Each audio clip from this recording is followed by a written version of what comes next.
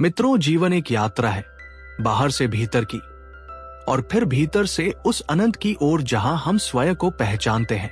इस यात्रा में अनेक पड़ाव आते हैं: आकर्षण, संघर्ष, खोज और आत्म साक्षात्कार।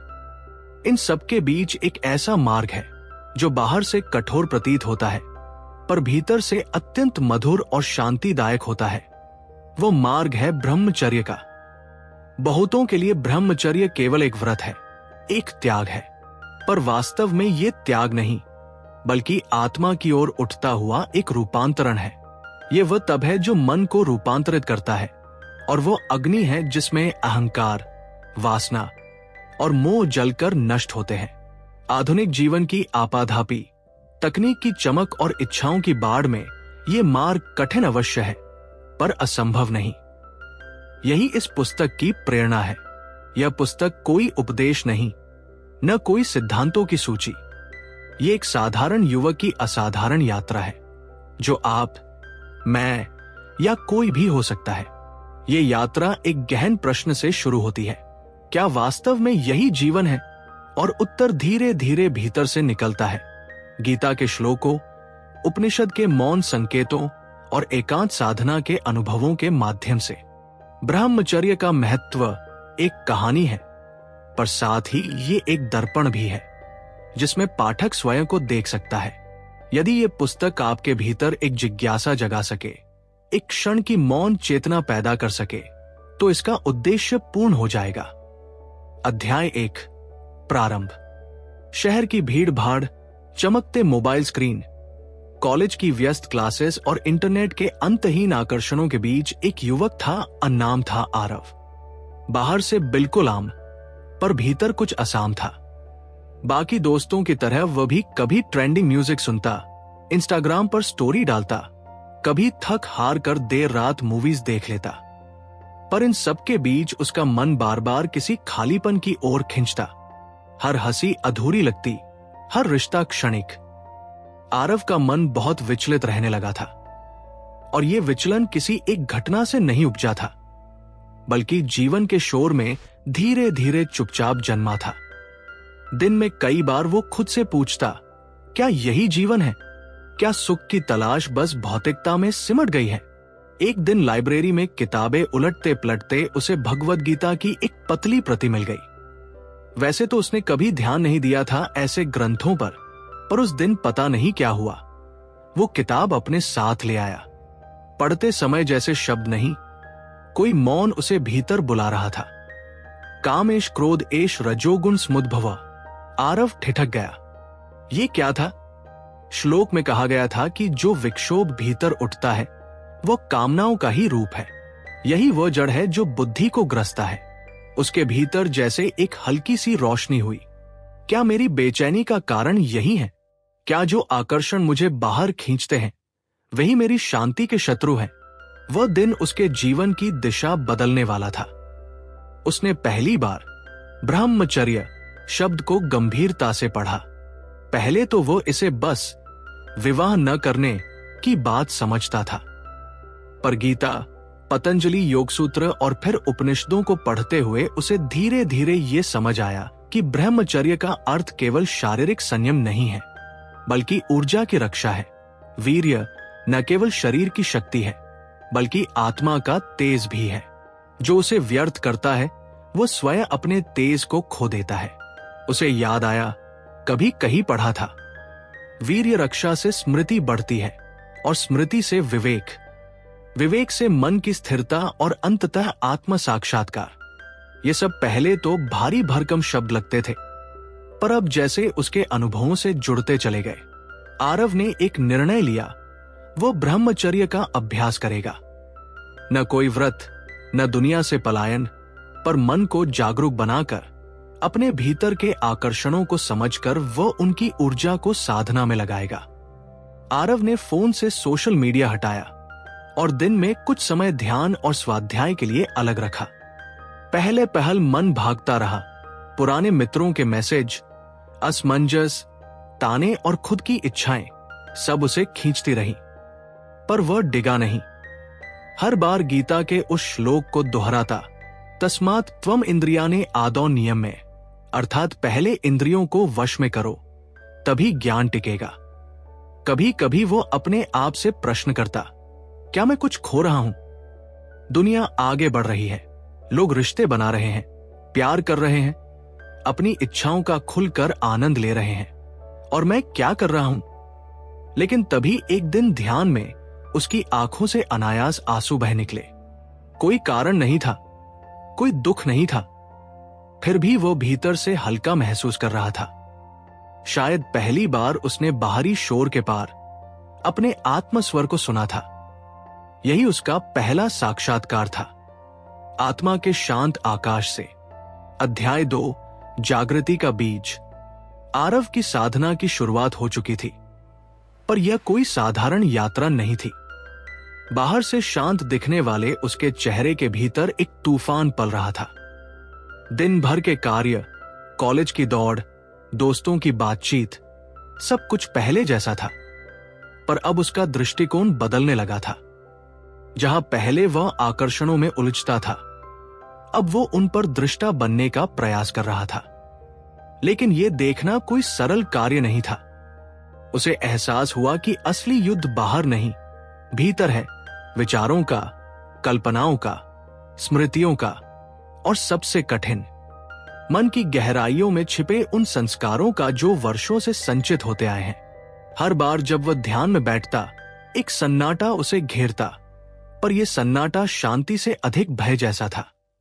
जैसे कोई उजाला अचानक बहुत तेज हो गया हो और उसकी आंखें अभी अंधेरे की अभ्यस्त थी। वो खुद से डरने लगा था। स्मृतियां जैसे चलचित्र बनकर उभरती थी, पुरानी बातों की, देखे गए चित्रों की, सुनी हुई बातों की, और कई ऐसी कल्पनाओं की जो कभी उसके चेतन में स्पष्ट नहीं थी। ये सब कुछ एक ही बात की ओर संकेत करता, कामना। आरव को अब समझ में आने लगा था कि ब्रह्मचर्य का अर्थ केवल किसी कार्य को रोकना नहीं है, बल्कि उन जड़ों को पहचानना है जिनसे वह कार्य उपजता है, और यह पहचान स्वयं को पूर्ण नंगा कर देती है। एक ऐसा अनुभव जो मीठा नहीं पर सत्य होता है। उसे एक दिन अपने गुरु के शब्द याद आए, ब्रह्मचर्य कोई रिप्रेशन नहीं, ये सब्लिमेशन है, यानी अपनी ऊर्जा को दबाना नहीं, बल्कि ऊपर उठाना। ये सुनकर वह गीता के उसी अध्याय में लौटा जहां अर्जुन ने श्री कृष्ण से पूछा था, हे केशव, बलात् अपि मन को वश में कैसे करे? और उत्तर में श्री कृष्ण ने कहा था, अभ्यासेन तु कौन्तेय वैराग्यं च गृह्यते। अभ्यास और वैराग्य, यही 2 स्तंभ हैं इस साधना के। आरव ने मन में ये सूत्र बिठा लिया। धीरे धीरे उसने एक नई दिनचर्या बनाई। प्रातःकाल 4 बजे उठना, स्नान करके सूर्य को नमस्कार करना, फिर ध्यान और कुछ समय गीता या उपनिषद पढ़ना। पहले सप्ताह में शरीर अलसा जाता, नींद खींचती, लेकिन किसी भीतर के प्रकाश ने उसे जगाए रखा। जब सब सोते थे तब वह बैठा रहता था, स्वयं के सामने बिल्कुल अकेला। कभी रोता था, कभी हंसता, कभी कुछ भी नहीं समझ आता था, पर एक अनुभूति धीरे धीरे गहराने लगी, जैसे कोई बीज भीतर अंकुरित हो रहा हो। एक दिन ध्यान में उसकी दृष्टि अंदर कुछ ऐसी जगह पहुंची जहां उसे पहली बार यह अनुभव हुआ कि मन कितना चंचल है, जैसे कोई बंदर जो एक वृक्ष से दूसरे वृक्ष पर कूदता रहे। और तब उसे पतंजलि के योग सूत्रों की एक पंक्ति याद आई, वृत्ति सारूप्य मित्रत्र, अर्थात जब हम चैतन्य नहीं होते तब हम अपने मन की वृत्तियों के साथ एकरूप हो जाते हैं। उसे समझ आया कि जब तक वह कामना की लहरों को केवल रोकने का प्रयास करेगा तब तक वह उनसे बंधा रहेगा, पर जब वह उन्हें देखेगा, साक्षी बनेगा, तब वह उनसे ऊपर उठ सकेगा। यही साक्षी भाव उसकी सबसे बड़ी खोज बनने वाला था। पर मार्ग अभी लंबा था। साधना में प्रगति हो रही थी, लेकिन मन में कभी कभी ये प्रश्न उभरता, क्या ये मार्ग अकेले चलने का है? क्या इस आधुनिक दुनिया में, जहां संबंध, प्रेम, आकर्षण सब सहज है, वहां ब्रह्मचर्य कोई अव्यवहारिक आदर्श तो नहीं बन गया? पर हर बार इस प्रश्न का उत्तर उसी मौन से आता जो अब उसका साथी बन चुका था। ये मौन उसे कहता, ब्रह्मचर्य कोई त्याग नहीं, ये साक्षात्कार है। ये जीवन को खंडित करने की नहीं, उसे समग्रता से जीने की कला है। जब तू इस ऊर्जा को प्रेम में, सेवा में, साधना में ढाल देगा, तभी तुझे उसकी असली शक्ति समझ में आएगी। और आरव अब उस बीज को सहेज रहा था, जो धीरे धीरे उसके भीतर एक वटवृक्ष बनने को तैयार था। अध्याय 3, चंचल मन और प्रलोभनों की आग। आरव की साधना को महीनों बीत चुके थे। अब वह किसी भी सामान्य युवक जैसा नहीं था। कम से कम बाहर से देखने पर उसका चेहरा तेजस्वी हो चला था। उसकी आंखों में एक ऐसी स्थिरता थी जो पहले नहीं थी। जो लोग उसे पहले आधुनिक लड़का समझते थे, वे अब उससे कुछ संकोच से बात करते। वो अधिक बोलता नहीं था, पर जब बोलता था तो लगता जैसे कोई गूढ़ बात कह दी हो। लेकिन भीतर की यात्रा अभी अधूरी थी, और अधूरी यात्रा में सबसे कठिन पड़ाव तब आता है जब तुम ये मान लेते हो कि अब मंजिल पास है। एक शाम कॉलेज का पुराना ग्रुप उसे मिलने के लिए जोर देने लगा। बहुत समय से वो उनसे दूर था, इसलिए आखिरकार उसने सोचा, क्या बुरा है, थोड़ा मिल बैठ लेते हैं, पुराने दिन याद कर लेते हैं। वे एक कैफे में मिले। सब कुछ पहले जैसा था।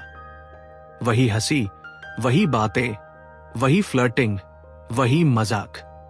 आरव वहां था, पर अब जैसे वो दो हिस्सों में बंटा हुआ था। एक हिस्सा हंस रहा था, प्रतिक्रिया दे रहा था। दूसरा हिस्सा देख रहा था, बिल्कुल चुपचाप। और तब उसकी नजर एक पुराने मित्र की मोबाइल स्क्रीन पर पड़ी, जहां एक ऐसा वीडियो खुला हुआ था जिसे देखने से उसने महीनों से खुद को रोका था। एक सेकंड के लिए उसकी सांसें तेज हो गई।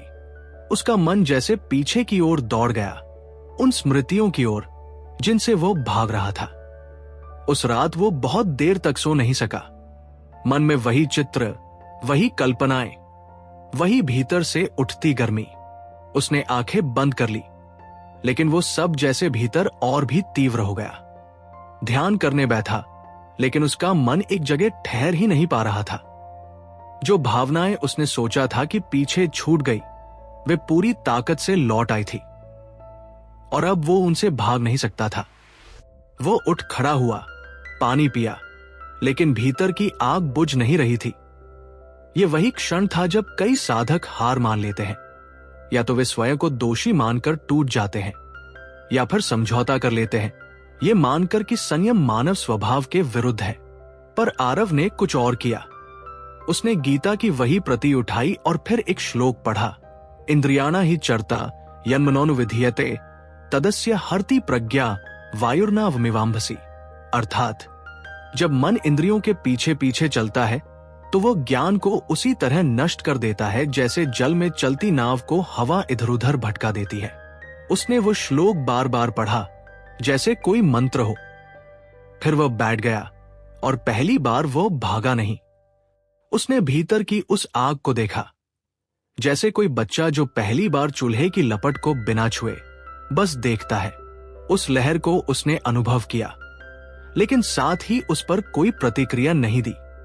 कुछ पल के लिए वह केवल साक्षी बना रहा, और कुछ क्षणों के बाद वो गर्मी जैसे स्वतः शांत हो गई। ये पहली बार था जब उसने काम को भीतर आते हुए देखा और उसे अपनी दृष्टा स्थिति में झेला।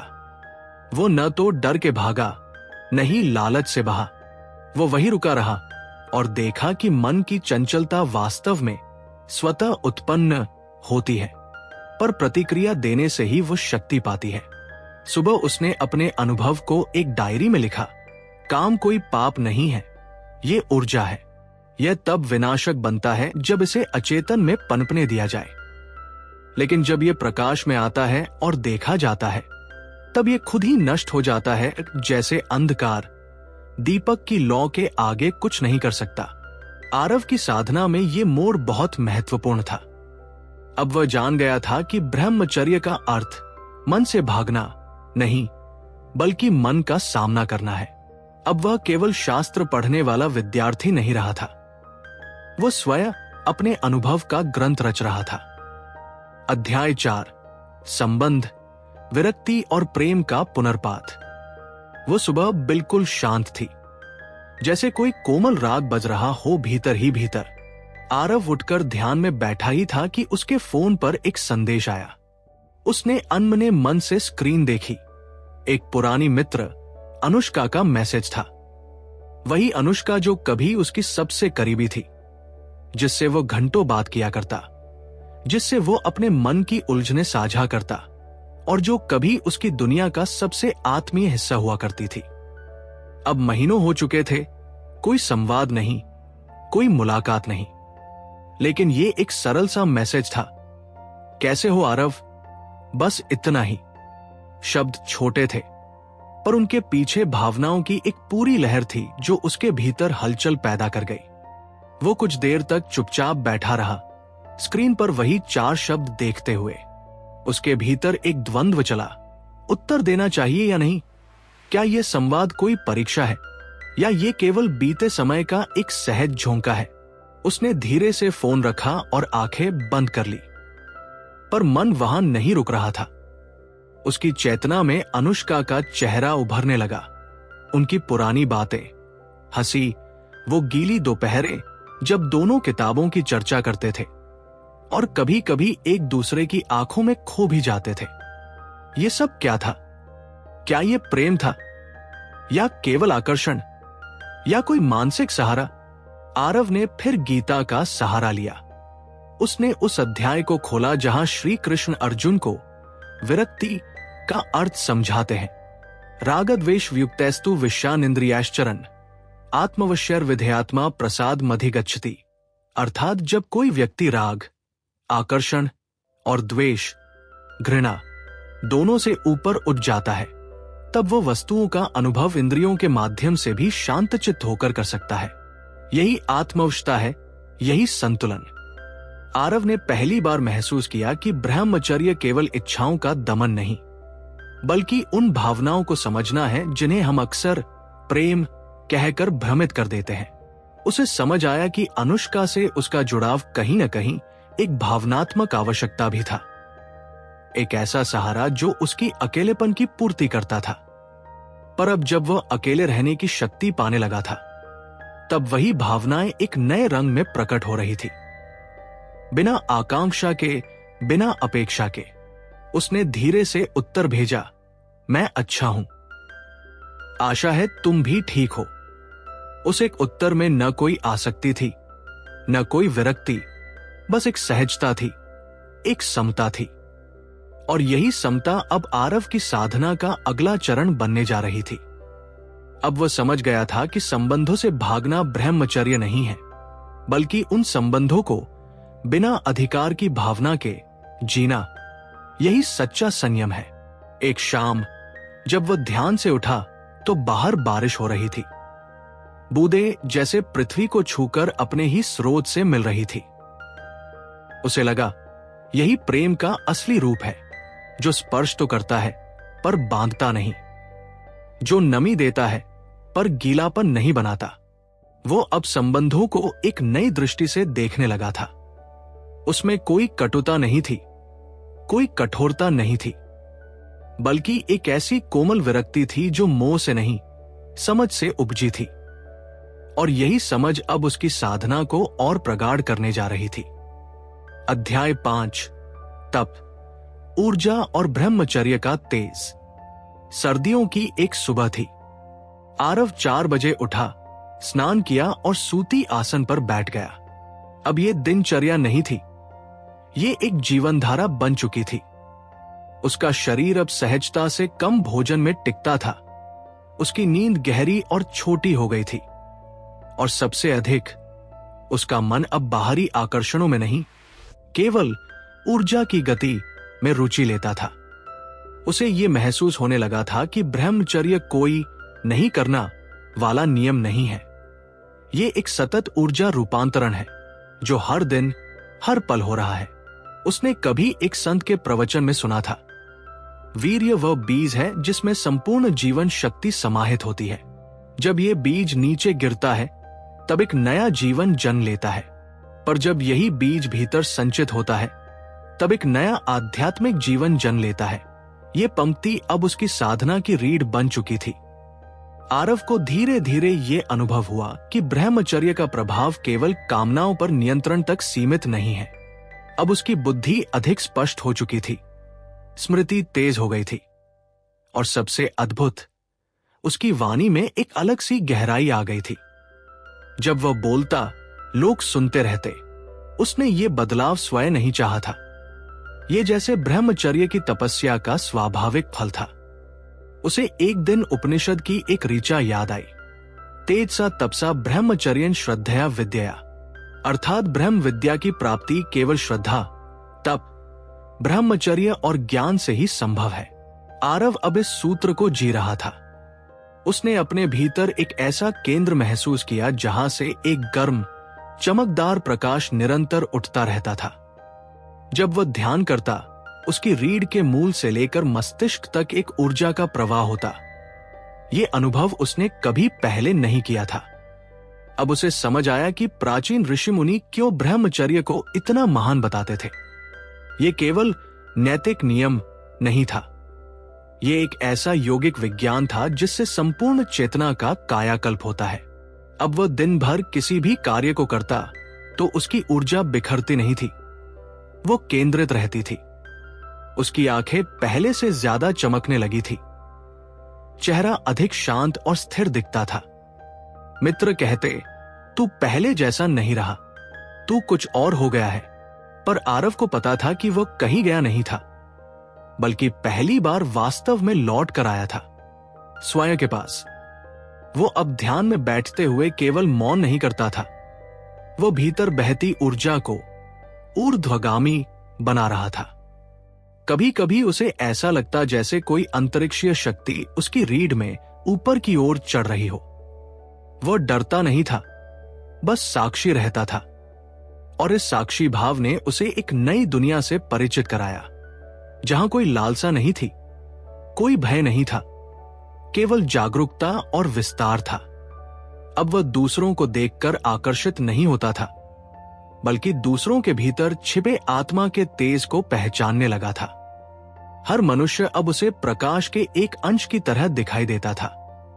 यह दृष्टि कोई सामान्य सोच नहीं थी, ये उसी वीर्य रक्षा की वह परिणति थी जो अब चेतना के स्तर पर आत्मज्ञान के निकट ले जा रही थी। और इस ऊर्जा की सबसे बड़ी विशेषता यह थी कि इसे शब्दों में बांधा नहीं जा सकता, इसे बस जिया जा सकता था। आरव अब यही कर रहा था। अध्याय 6, आत्मदर्शन की प्रथम झलक। उस दिन आकाश बिल्कुल साफ था। सुबह की पहली किरण जब मंदिर की घंटी के स्वर के साथ आरव के कमरे में पहुंची तो उसने अपनी आंखें खोली और कुछ पल बस उस प्रकाश को निहारता रहा। कोई विचार नहीं था, न कोई योजना, जैसे भीतर कोई हलचल न होकर केवल एक गहराई बची थी। उसने धीरे से आसन बिछाया, नेत्र मूंदे और सहज भाव से बैठ गया। अब वह ध्यान करता नहीं था, अब ध्यान जैसे स्वयं घटता था। कई महीनों की साधना ने उसे स्थिरता दी थी, लेकिन आज कुछ और हो रहा था, जैसे भीतर की कोई दीवार टूट रही हो। सांसें बहुत हल्की थी, शरीर जैसे स्वयं में विलीन हो चुका था। केवल चेतना रह गई थी, जागती हुई, मौन में डूबी हुई, पर पूर्ण रूप से सजग। तभी अचानक उसके भीतर से कोई कंपन उठा। न वह भय था, न सुख, बस एक तीव्र निर्मल ऊर्जा जो सिर से पांव तक एक तरंग की तरह दौड़ गई। वो न शब्दों में था, न विचारों में, वो केवल अनुभव में था। उसे लगा जैसे वह कोई शरीर नहीं है, कोई नाम, कोई विचार नहीं है, वो केवल एक साक्षी है।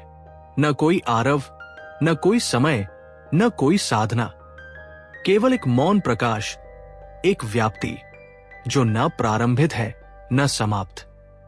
और तभी उसे एक वाक्य भीतर से सुनाई दिया, नहीं कानों से नहीं, बल्कि चेतना से, ब्रह्मास्मि, उपनिषद की वह ऋचा जो वो महीनों से पढ़ता आ रहा था।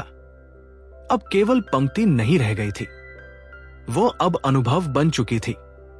उसे समझ में आया कि ब्रह्मचर्य का चरम लक्ष्य केवल इच्छाओं पर नियंत्रण नहीं है, इसका लक्ष्य है अहंकार का विसर्जन, चेतना का प्रसार और आत्मा का स्वरूप बोध। जो ऊर्जा वो अब तक संयमित कर रहा था, वो अब एक नया रंग ले चुकी थी। वह अब काम की ऊर्जा नहीं, बल्कि ज्ञान की ज्वाला बन गई थी। वो कई क्षणों तक या शायद घंटों तक उसी अवस्था में रहा। उसे न भूख लगी, न प्यास, न समय का बोध, जैसे काल भी उस स्थिति में ठहर गया हो। वो लौटा धीरे धीरे और आंखें खोलते हुए जैसे जन्म लिया एक बार फिर। सब कुछ वैसा ही था, पर अब दृष्टि बदल गई थी। खिड़की से आती रोशनी अब केवल धूप नहीं लग रही थी, वह जैसे दिव्यता का रूप हो। हवा अब केवल गति नहीं थी, वो ईश्वर की उपस्थिति थी। अब वह ब्रह्मचर्य को एक व्रत नहीं, बल्कि एक पथ समझ चुका था, जो साधक को उसकी सीमाओं से उठाकर ब्रह्मा की असीमता तक ले जाता है। यह मार्ग सरल नहीं था और यह स्थिति भी स्थायी नहीं थी, लेकिन एक बार जो झलक मिल गई, वही साधक की संपूर्ण दिशा बदल देती है। उस दिन से आरव के भीतर अब कोई प्रश्न नहीं रह गया था, कोई इच्छा नहीं, न कोई डर। अब वह जीवन को बाहर से नहीं जी रहा था, वह भीतर से प्रवाहित हो रहा था। अध्याय 7, ब्रह्मचर्य, मौन का अंतिम संदेश। अब कई महीने बीत चुके थे। मौसम बदले, जीवन आगे बढ़ा, दुनिया वही रही, तेज, चकाचौंध से भरी, खींचने वाली, बदलती हुई। लेकिन आरव अब पहले जैसा नहीं था। उसने न संन्यास लिया, न संसार छोड़ा। वह कॉलेज गया, काम किया, मित्रों से मिला, परिवार में रहा, पर वो इन सब में रहते हुए भी इन सब से परे था। भीतर एक मौन था, स्थिर, गहरा और अपरिवर्तनीय। अब उसे न किसी सिद्धि की लालसा थी, न किसी आत्म प्रशंसा की। उसने ब्रह्मचर्य को एक पालन करने योग्य नियम नहीं माना, बल्कि एक ऐसा जीवन दर्शन बना लिया था जो हर क्षण उसके साथ बहता था। अब वो आकर्षण को देखकर भागता नहीं था, वो उन्हें देखकर मुस्कुरा देता था, जैसे कोई ज्ञानी बच्चा जो जानता है कि ये खेल है, लेकिन अब उसे खेलना नहीं है। एक शाम वह एकांत में बैठा था। सूरज डूबने की ओर था। आकाश के रंग बदल रहे थे, नारंगी से बैंगनी, फिर हल्का नीला। वह ध्यान में नहीं बैठा था, फिर भी भीतर ध्यान घट रहा था। उसके हाथ में गीता की वही पुरानी प्रति थी, अब थोड़ी पीली, कुछ पन्ने झुके हुए, कुछ स्थानों पर अंडरलाइन की हुई ऋचाएं। वो पन्ना पलटा और उसकी दृष्टि एक श्लोक पर आकर रुक गई। नैव किंचित करोमीति युक्तो मन्येत तत्ववित्, अर्थात जो तत्व को जानता है, वह जानता है कि वह कुछ नहीं करता, केवल साक्षी रहता है। आरव मुस्कराया। यही था उसका अंतिम बोध। अब ब्रह्मचर्य कोई प्रयास नहीं था, यह उसकी प्राकृतिक स्थिति बन गई थी। जैसे जल की प्रकृति ठंडक है, वैसे ही अब उसकी चेतना की प्रकृति संयम थी, प्रकाश था। उसने जीवन से कोई द्वेष नहीं किया, कामनाओं को शत्रु नहीं माना। वह जान चुका था कि काम, क्रोध, मोह, ये सब जीवन की लहरें हैं, पर जो जल है वो आत्मा है, शुद्ध, शांति से परिपूर्ण। और वही जल अब उसके भीतर बहता था, निरंतर, बिना रुके, बिना घबराए। अब वो बहुत कम बोलता था, केवल तब जब कोई पूछता, और तब भी वो उत्तर नहीं देता था। वो बस प्रश्न के पीछे की पीड़ा को देखता और सामने वाले को उसकी अपनी दृष्टि से मिलने देता, क्योंकि उसे अब पता चल गया था कि ब्रह्मचर्य सिखाया नहीं जा सकता, केवल जिया जा सकता है। और जब कोई उससे पूछता, क्या तुमने ब्रह्मचर्य को पूरी तरह अपनाया, तो वह मुस्कुराकर केवल एक उत्तर देता, नहीं, ब्रह्मचर्य ने मुझे अपना लिया है। और यही उस युवक की कहानी का कोई अंत नहीं था, क्योंकि जहां आत्मा की यात्रा शुरू होती है, वहां शब्दों की भाषा समाप्त हो जाती है। वहां केवल मौन होता है, पूर्ण, गहरा और ब्रह्मा की उपस्थिति से भरा हुआ मौन। निष्कर्ष, ब्रह्मचर्य कोई अंत नहीं है और न ही कोई अंतिम उपलब्धि। ये जीवन की उस दिशा की ओर बढ़ने की प्रक्रिया है जहां व्यक्ति बाहरी सुखों से परे जाकर आत्मा की शांति को अनुभव करता है। ये ऊर्जा का अवरोध नहीं, उसका सब्लिमेशन है। जैसे कोई नदी समुद्र से मिलने से पहले अपने सारे मोड़ों, कठिनाइयों और शोर को पार करती है। आरव की यात्रा पूरी नहीं हुई, वो तो बस आरंभिक बिंदु पर पहुंचा है जहां आत्मा की झलक मिलती है। हर साधक को इसी प्रकार अपनी अपनी राह पर चलना होता है, अपने भीतर के कामनाओं से, अपने भय से, अपनी स्मृतियों से लड़ते हुए, उन्हें देखते हुए और अंततः साक्षी भाव में स्थित होते हुए। इस पुस्तक का उद्देश्य न किसी विचार को थोपना है, न किसी जीवन शैली का प्रचार करना।